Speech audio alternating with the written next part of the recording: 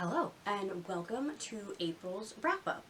Now, if I were asked to describe the month of April for myself, burnt out is what comes to mind. I have no notes on any of these books. I was binge reading thrillers because nothing else was holding my attention, and honestly, this is probably just going to be a bit of a mess.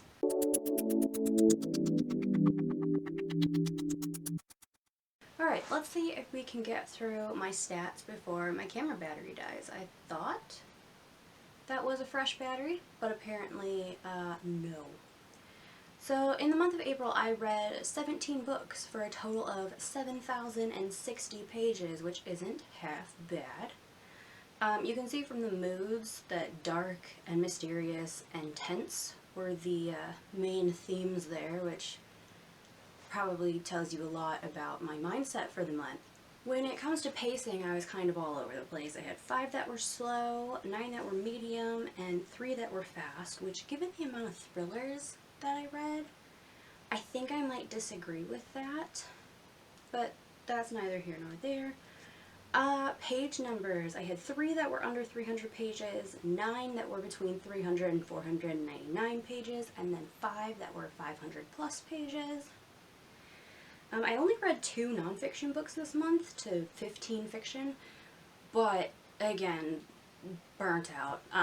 Barely anything was holding my attention, so I'm not totally surprised there. You can see from the genres I read, thriller, mystery, it takes up a good bulk of what I read. As far as average ratings go, I had 2 that I rated 1 star, which was It was sad. 2 that were 3 stars, 1 that was 3.5 stars, 4 that were 4 stars, 2 that were 4.5 stars, and 5 that were 5 stars. So all in all, not a terrible reading month, although the 1-star books I really hated. Okay, fresh batteries in. So due to the, being burnt out and not taking any notes and yada yada yada, what I've done this month is I've done a top 3 books and a bottom 3 books, and then the rest I'm just going to kind of mention, and if I have any quick thoughts I will let you know. Otherwise, just leave any questions about said books in the comments and I'll give you specifics. My top 3 kind of surprised me, and I'm cheating a tiny bit here, and you'll see why in a minute. First things first, let's go with The Echo Wife by Sarah Gailey.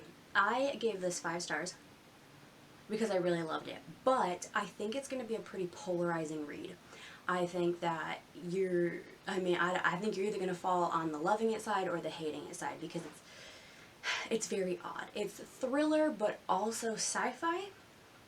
Essentially what happens is this woman discovers that her husband has cloned her and is having a relationship with this woman. And that's, super not cool, because aside from the fact that she found out her husband is cheating on her, she also discovered that he essentially made what he considers a better version of her.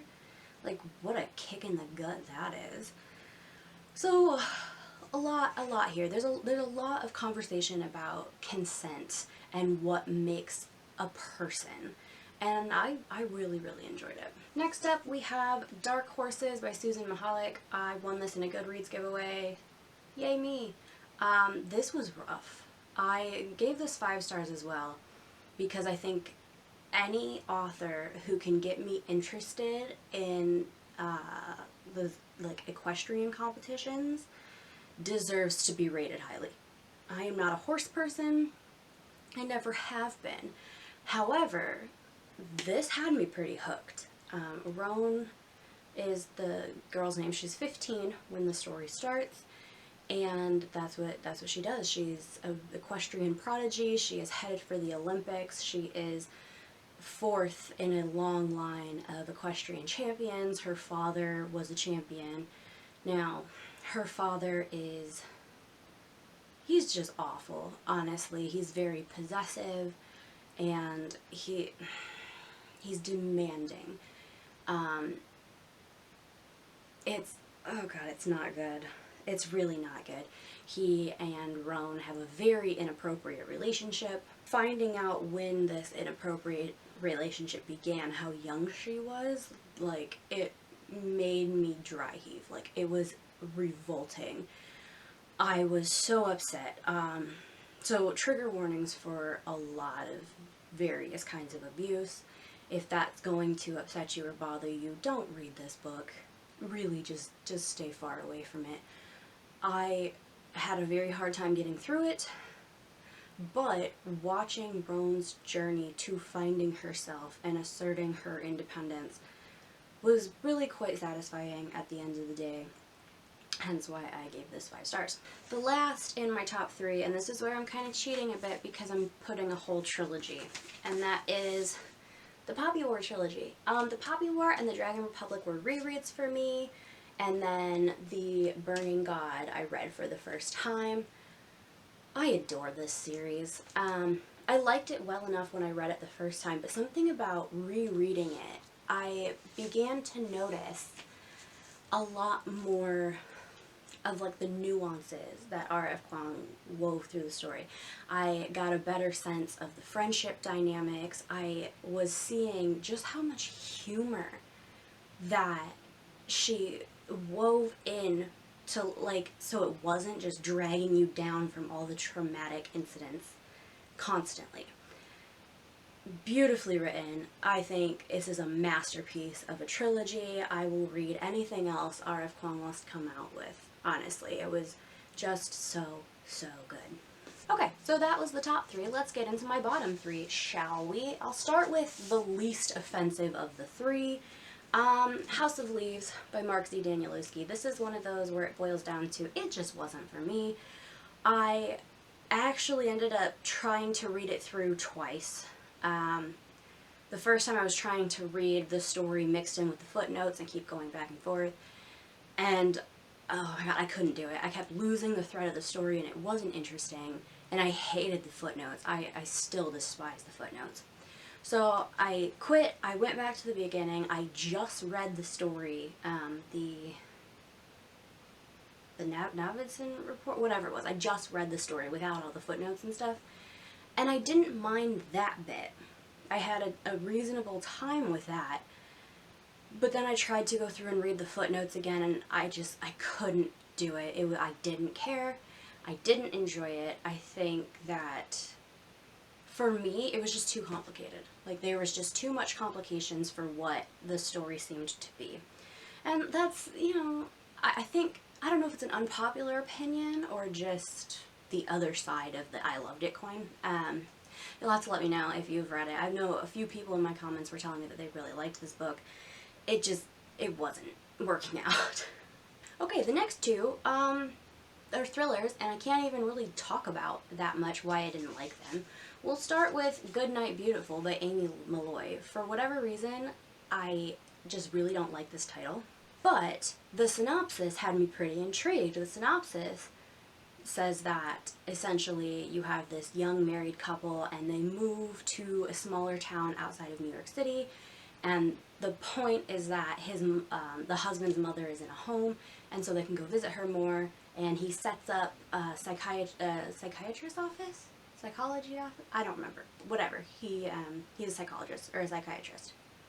I'm not even really sure what the difference is there.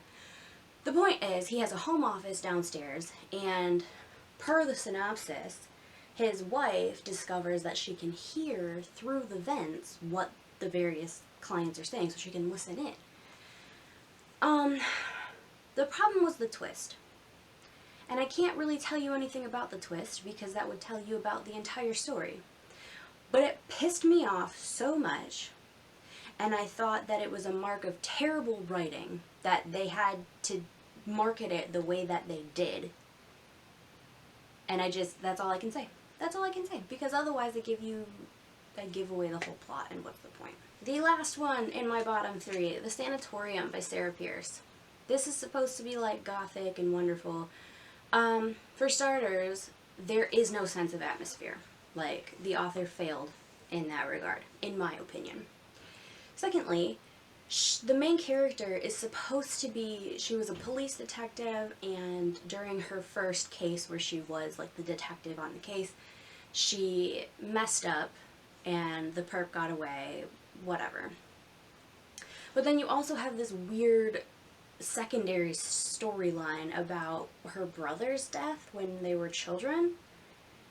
And first of all, the brother's death thing is explained away in like one sentence. Like, she goes in, you know pretty much from the beginning that she thinks their other brother killed the youngest brother. And then they... I can't even talk about it. The point is, that whole bit is resolved in like 2 sentences, and then it's done. And I was like, okay, what a waste of 300 pages, because there wasn't anything there.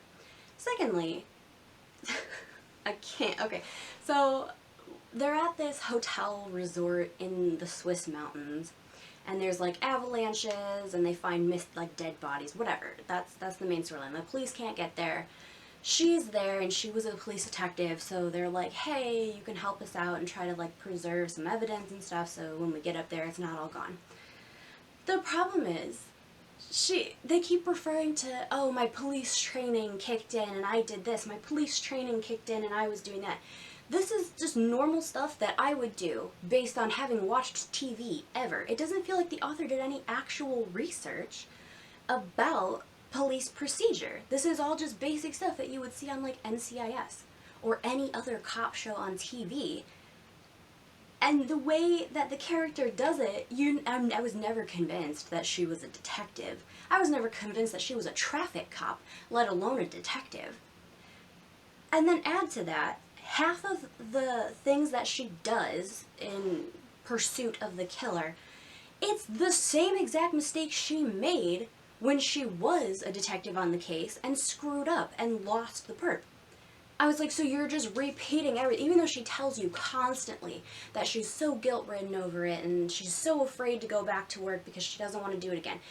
And like, this case is supposed to be her trying to prove herself, but all she's doing is proving that she's still making the same mistakes. Anyway, that's that. Oh, and then there's a terrible epilogue. Like, it all gets worked out, but it seems like the author decided she wants to make this a series. So she threw in this weird epilogue. And I'm like, why though? I hated this book. I hated it. Let's go through my thriller binge. The first one I'll talk about is I'm Thinking of Ending Things by Iain Reid. I had this on ebook. I gave this 4 stars. I don't even know how to describe this book other than the story starts with this young couple. They've only been dating for like 6 weeks or something, and they're going to meet his parents, which is, it's interesting.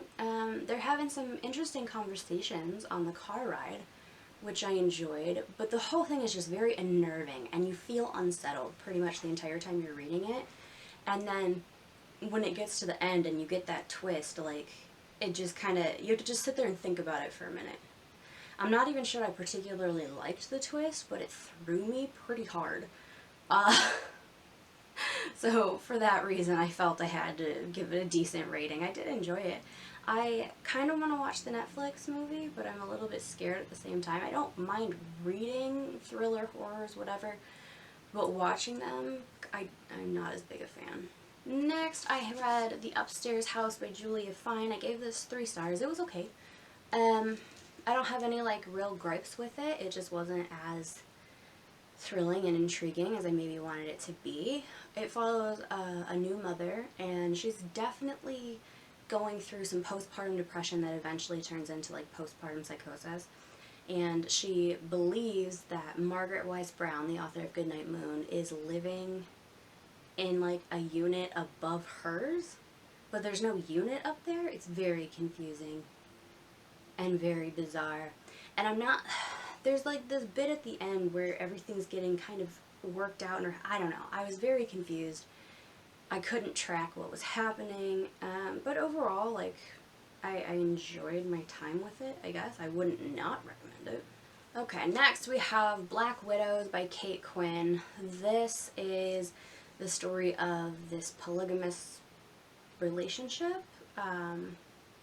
It's the man, and then he has 3 wives. His choice of wives were very interesting for someone who is supposedly very religious.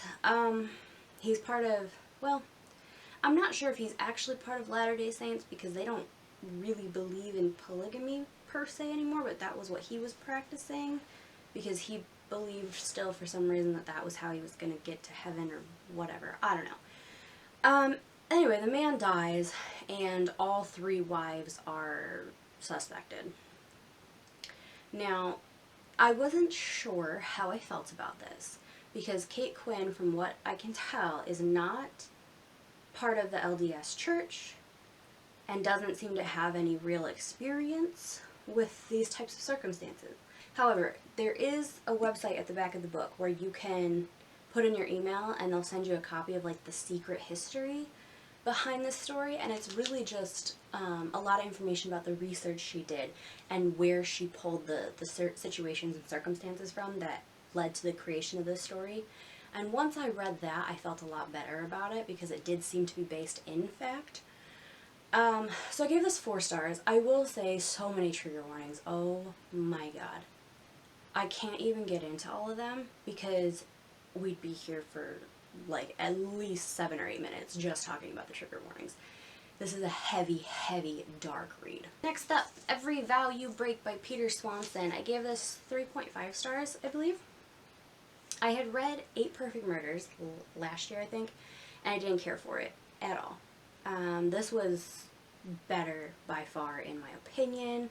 You're basically following this woman who is engaged to this very wealthy man, and on her like bachelorette party she has a one-night stand, and then oh god, it goes from there. It goes. I will say I don't think I've ever hated men so much in my entire life as I did while reading this book, so that was rough.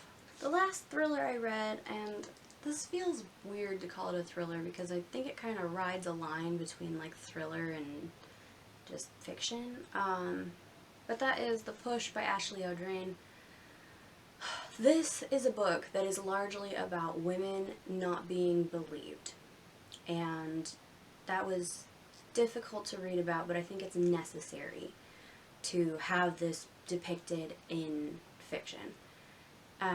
We have a young mother, and she feels like something is wrong with her child, and there's definitely some bit of postpartum happening, but her husband doesn't believe her, and he just thinks that she's a horrible mother, and it's just rough.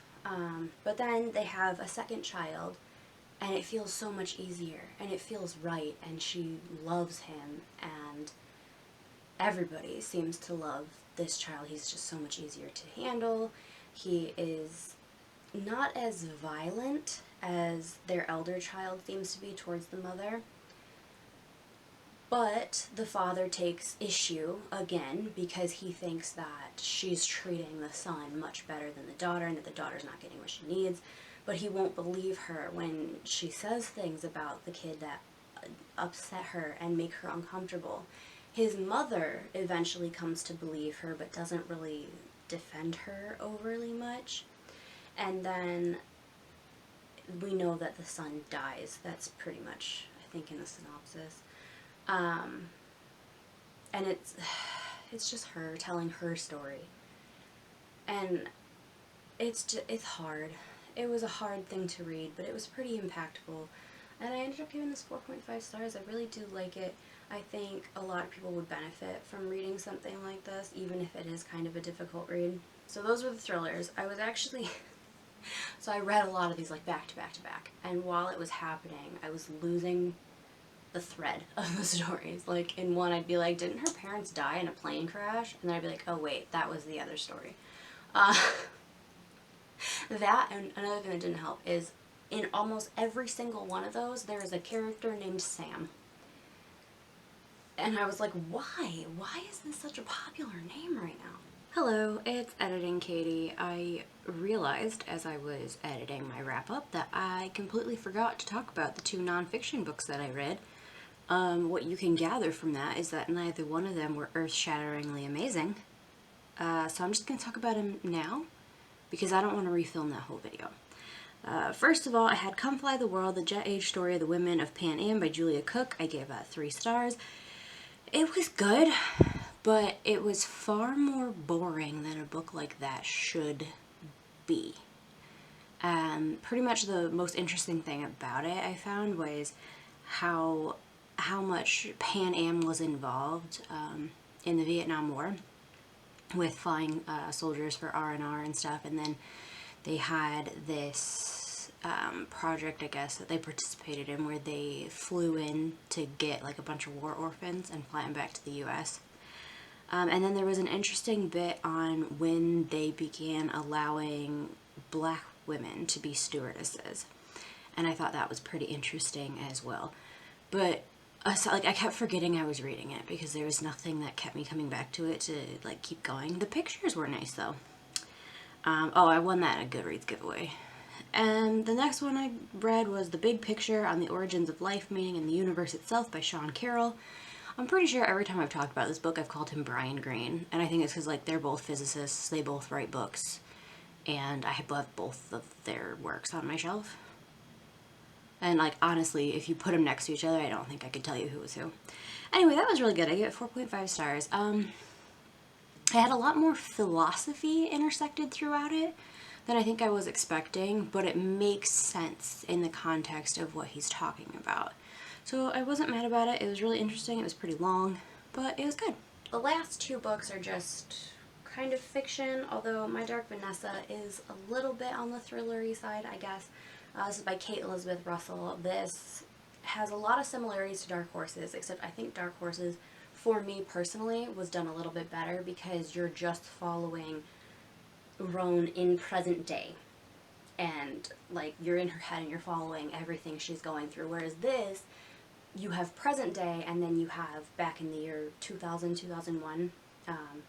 So kind of the flip-flopping back and forth between the timelines made it a little bit more difficult for me to keep track of the story. I think I ended up giving this 4 stars. Yes, it made me intensely uncomfortable, similarly to how Dark Horses did, but honestly, given the story matter, if I wasn't uncomfortable, I would be very concerned. This is about a 15-year-old girl and her teacher. It's not a love story, okay? Like, he says he falls in love with her and she is in love with him. But he's 42 or something and she's 15. That's not love, that's grooming. And their relationship is disgusting and abhorrent. But the way he takes her vulnerability and her intense need to feel special and warps everything so that she feels like it's her fault and that she wanted this and that she was the instigator really just upset me. And then in present day, you're following Vanessa and she's like 30, 32, and she is struggling because you can tell that there's a part of her that knows that it wasn't right, but there's still that part of her that clings to him and that feeling of specialness and that, like, almost like if it wasn't a love story, she can't handle what that means. And it was heart-wrenching. It really was. This is obviously not going to be a book for everybody. I barely handled it, but I do think if this is something that you think you can handle, it's worth reading. The final book, The Widow Queen, by a Polish author whose name I cannot pronounce. I will have it in the description box so you can look it up. This book was translated from Polish. It was originally released in 2016. It finally was translated to English and released here in 2021. The sequel, I think, is coming out in 2022 in English. It's already out in Polish. This was really good. It takes place roughly 900 AD, and it takes place in Poland, Sweden, Norway, Denmark, Russia, that kind of thing. A lot of discussion about old religions versus new religions. There's a lot of political intrigue because we have a lot of kingdoms. But the crux of the story kind of lies with Swanson. She is a Polish princess, and you're kind of following her throughout her life and her various marriages and children and things of that nature. It was really quite good. The only reason I got a 4-star and not a 5-star is that there was an aspect of the romance that I just didn't buy into. It was very hard to believe. You had that thing where everybody's in love with her, but like without even knowing her. Like, they just see her and they fall hopelessly in love with her. And the kind of enduring love that, like, a decade later, they're still hung up on her, even though they haven't seen her in 10 years. And that kind of thing always grinds my gears. So if it hadn't been for that, this would have been like a perfect book for me. This is a very slow read, though. So if you're not able to enjoy that type of a thing, you're not going to like this. The thing about it, I miss the world. Like, I want to read it again simply because I found the world to be so very immersive, and I want to be back in it. I found that I had the same reaction to The Lost Queen by Signe Pike. So if you've read that and you liked that, you'll probably like this too. I also think this book rides a very interesting line between fantasy and historical fiction, because it is historical fiction and it is based on real characters, but because it's set in like medieval times, it does have a feeling of like a fantasy world simply because it's so far removed from what we know today as real. But yeah, I really recommend this. I enjoyed it a lot, especially if you're looking for women in translation. If that's like a goal you have, give this one a go. Okay, finally done. That was intense and a lot, and I hope I can edit this down to a reasonable length. Thank you for watching. If you're new here and you liked this video, if you liked any of the books I read, then subscribe. Stick around. I'd love to see you in my comments. Thank you for watching. I hope to see you soon. Bye.